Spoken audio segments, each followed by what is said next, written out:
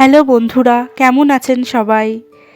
Story of পালবাড়িতে আপনাদের সবাইকে স্বাগত জানাই। আজকে দেখুন আপনাদের সাথে দেখাবো পিঠের যে সরা দিয়ে ঢাকনা দেওয়া হয় সেই সরা বানানো হচ্ছে। আপনারা দেখতে মন যায় রে চলে যায় প্রেম জানিয়ে হাল মেলাবি আয় দিন কাল মেলাবি আয় মন ফিরবে না রে আজ তোকে না নিয়ে।